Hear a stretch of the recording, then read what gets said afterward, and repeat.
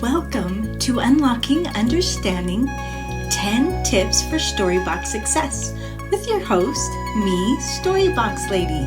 Hello! Do you have your book with you so you can do this with me? I am reading A Wrinkle in Time by Madeleine L'Engle. I wanted to thank her for letting us use her book as our tip series example. Thank you so much for letting us do that. I really appreciate it. I am so excited that we got to this point in our tips. This tip is where I want you to get better in your reading level. This is what we are trying to achieve. Tip number 10, connections. Connections is near and dear to my heart. What is connection to a story? It is relating the story that you have just read to your own experiences or the world. Connections can help us find deeper meanings and lessons in a story. Those lessons we can learn can help us become better students, better citizens in our communities, and better employees and employers. Think about it. Becoming a better boss because you had read and learned some lessons from reading, let's say, Cinderella. That's an interesting thought, huh? So I want to share some life lessons and connections that I found with A Wrinkle in Time. I feel like Meg sometimes. When I'm facing with a challenge, I feel inadequate and overwhelmed. I got to watch her push through.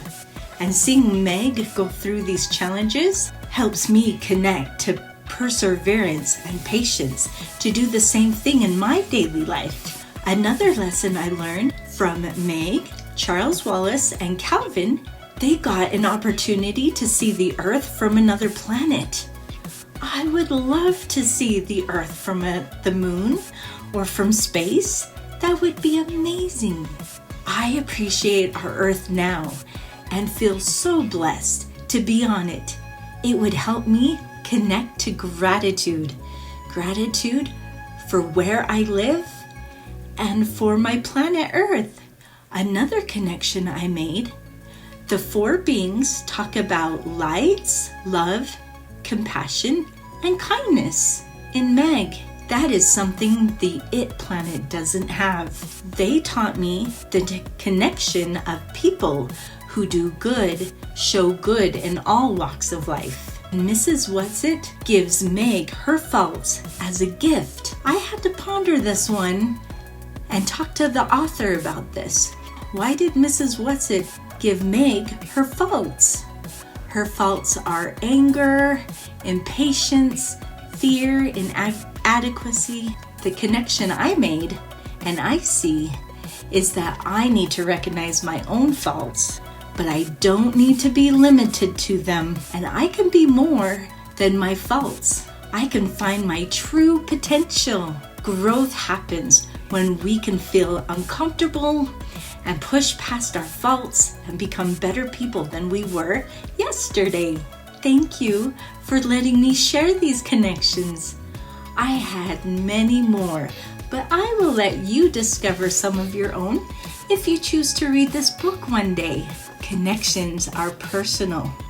They are different for each reader.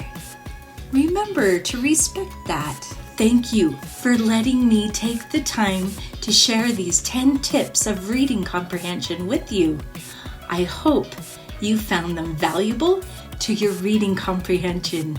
I hope you are following me so you can go back and learn about each tip if you are meeting me for the first time.